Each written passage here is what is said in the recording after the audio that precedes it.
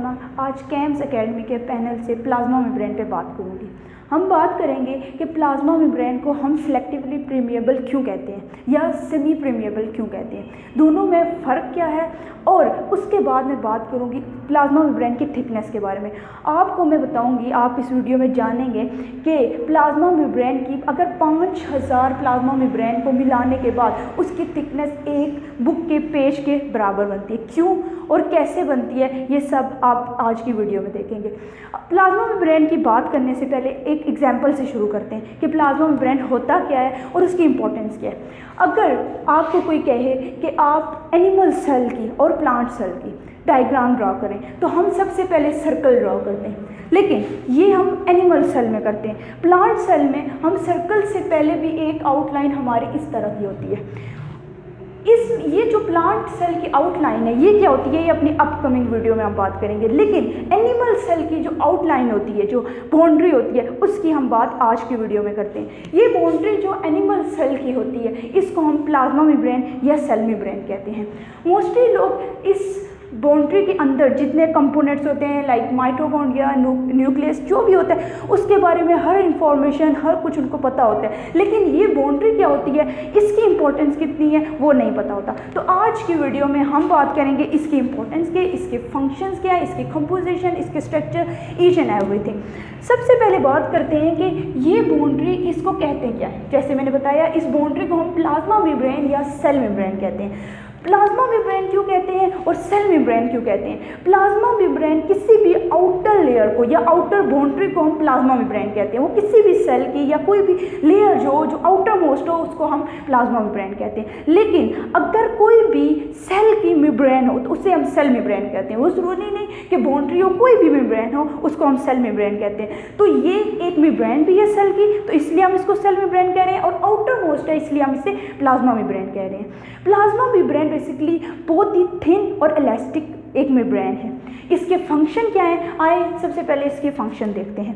Plasma membrane का सबसे पहला फंक्शन कि प्लाज्मा मेम्ब्रेन सेल की बाउंड्री है। जैसे मैंने पहले बताया कि हम सबसे पहले कोई भी एनिमल सेल जब ड्रॉ करते हैं तो उसकी बाउंड्री से ड्रॉ करते हैं, और ये जो बेसिकली एनिमल सेल की बाउंड्री है, एक लिमिटेशन है जिसके अंदर सारे कंपोनेंट्स आते हैं, ये एक लिमिट है।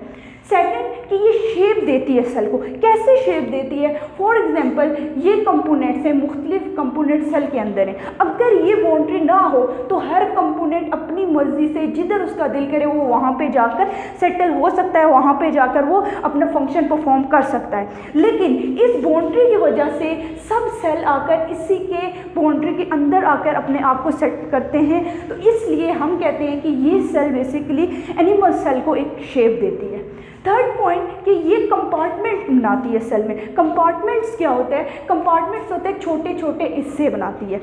सेल मेम्ब्रेन जो है या प्लाज्मा मेम्ब्रेन जो है सेल में कंपार्टमेंट्स बनाती है। इन कंपार्टमेंट्स की वजह से एक सेल दूसरे सेल से अलग होता है और हर सेल अपना अपना फंक्शन परफॉर्म करता है।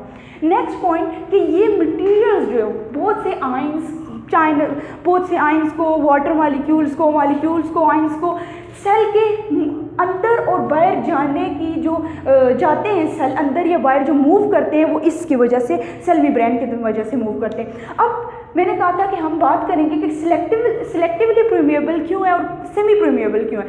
सिलेक्टिवली परमेएबल इसलिए है कि ये जो अलाउ करती है कि मटेरियल इसके सेल के अंदर या बाहर मूव करे, वो हर मटेरियल अंदर या बाहर मूव नहीं कर सकता। स्पेसिफिक मटेरियल जो होते हैं वो अंदर या बाहर मूव करते हैं। लाइक हम एग्जांपल ले लें कि एक घर का डोर है, ठीक है, दरवाज़ा है। जब कोई दरवाज़ा नॉक करता है तो हम पहले अंदर से पूछते हैं कौन पूछने के बाद अगर वो हमारा कोई जानने वाला बंदा होता है तो हम उसे दरवाज़ा खोलते हैं, अगर नहीं होता तो हम उसको नहीं खोलते। मीन अलाउ उनको करते हैं कि जो हमारे रिलेटिव्स होते हैं, हमारे फैमिली मेम्बर्स होते हैं, हमारे नॉन पर्सनस होते हैं। हम हर किसी को या कोई स्ट्रेंजर पर्सन आ जाए तो हम उसको अंदर अलाउ नहीं करते। लाइकवाइज प्लाज्मा मेम्ब्रेन भी हर मटेरियल को अंदर मूव करने अलाउ नहीं करती कि वो मूव करे। सिर्फ स्पेसिफिक मटेरियल्स होते हैं, जो सब्सटेंस होते हैं, मॉलिक्यूल्स होते हैं जो मूव करते हैं, तो इसलिए हम इसको सिलेक्टिवली परमिएबल कहते हैं। अब सेमी परमिएबल क्यों कहते हैं? सेमी परमिएबल हम इसको इसलिए कहते हैं कि ये स्मॉल मॉलिक्यूल्स को अलाउ करती है कि ये सेल के अंदर जाएं और लार्ज मॉलिक्यूल्स को सेल के अंदर मूव करने की ये अलाउ नहीं करता, तो इसलिए हम इसको सेमी परमिएबल कहते हैं। तो सिलेक्टिवली परमिएबल और सेमी परमिएबल में क्या डिफरेंस हुआ कि सिलेक्टिवली परमिएबल वो होता है जो स्पेसिफिक सब्सटेंस को मूव करवाता है, उसका स्मॉल छोटे या बड़े से कोई नहीं होता, कोई छोटे या बड़ा, वो सिर्फ स्पेसिफिक सब्सटेंस जिनको वो पहचान लेता है कि ये वो सब्सटेंस है जो हमारी बॉडी, हमारी सेल के लिए अच्छे हैं, तो वो उनको मूव करवा देता है। लेकिन जो उसके लिए सब्सटेंस जिनको वो रिकॉग्नाइज नहीं करता, वो उनको मूव नहीं होने देता, मूव करने नहीं देता। और सेमी परमिएबल वो होते हैं कि जो स्मॉल मॉलिक्यूल्स को, जो स्मॉलर डिफरेंस रखते हैं स्मॉलर लार्ज का, कि स्मॉल मॉलिक्यूल्स को मूव होने देते हैं और लार्ज मॉलिक्यूल को मूव नहीं करने देते।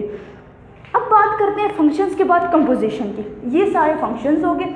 इसके बाद कंपोजिशन की बात करते हैं। कंपोजिशन में केमिकली जो सेल मेम्ब्रेन है वो 3 चीज़ों पे, प्रोटीन, लिपिड और कार्बोहाइड्रेट पे। अब इसकी कंपोजिशन है किस तरह कि प्रोटीन जो है वो 60 to 80% सेल मेम्ब्रेन में प्रेजेंट होता है, और लिपिड जो होता है वो 20 to 40% प्रेजेंट होता है, और कार्बोहाइड्रेट एक बहुत ही स्मॉल क्वांटिटी में जो है कार्बोहाइड्रेट वो सेल में प्रेजेंट होता है।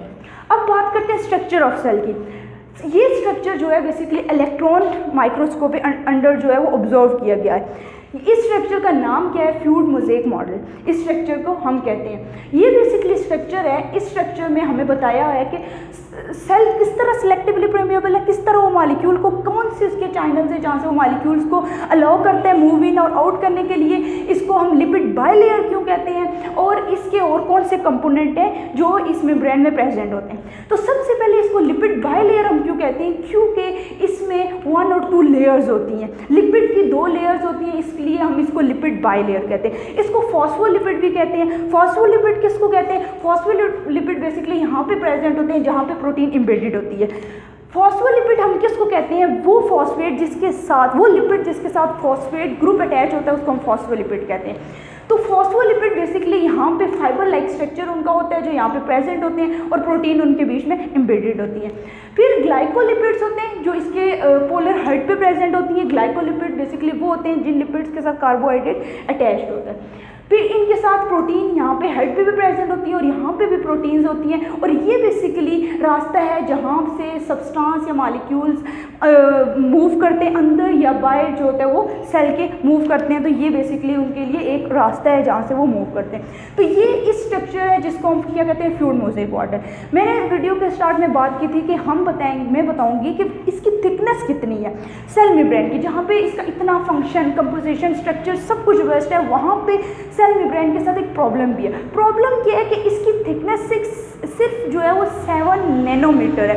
अब 7 नैनोमीटर का क्या मतलब है? एक एग्जांपल मैं आपको दूंगी जिसमें आपको पता चलेगा कि 7 नैनोमीटर का क्या मतलब है, कि कितनी थिन है।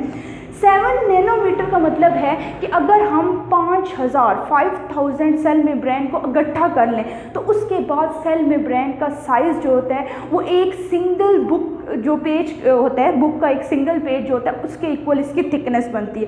तो आप खुद सोचें कि 5000 मेम्ब्रेन को मिलाने, जब कंबाइन करने के बाद उसकी थिकनेस एक बुक के पेज के इक्वल अगर होती है तो एक की थिकनेस कितनी होती होगी? 7 नैनोमीटर। तो वो बहुत ही ज़्यादा थिन होता होगा। अगर सेल मेम्ब्रेन इतनी थिन होगी, जैसे हमने कहा कि सेल मेम्ब्रेन हमारी आउटर कवरिंग है, ये हमें एक्सटर्नल कंडीशंस जो होती हैं उनसे हमें प्रोटेक्ट करती है। तो अगर सेल मेम्ब्रेन इतनी थिन होगी कि सिर्फ 7 नैनोमीटर उसका जो थिकनेस होगी, तो हमें अगर कोई भी ऐसा एक्सटर्नल आ गया, कोई आयन इस तरह के आ गया या कोई चीज़ जो इसको ब्रेक कर दे, तो ये ईजिली ब्रेक हो सकती है। ये एक प्रॉब्लम है। बाकी सब फंक्शन फंक्शंस, कंपोजिशन और ये स्ट्रक्चर इसका है, जिसमें इसकी बहुत ज़्यादा इंपॉर्टेंस भी है। ये था हमारा आज का लेक्चर प्लाज्मा मेम्ब्रेन या सेल मेम्ब्रेन। आपको इसके रिगार्डिंग, इस लेक्चर के सेल मेम्ब्रेन या प्लाज्मा मेम्ब्रेन के रिगार्डिंग कोई भी क्वेश्चन है या कोई और लेक्चर आप चाहते हैं कि जिस पे वीडियो बनी जाए, तो आप कमेंट सेक्शन में उसका नाम लिख दें और साथ लिख दें कि इस पे आप चाहते हैं वीडियो, और अगर इसके रिलेटिव कोई क्वेश्चन है तो आप कमेंट बॉक्स में पूछ सकते हैं। Thank you so much. जितनी जल्दी हो आपको रिस्पॉन्स मिलेगा। सी यू सून।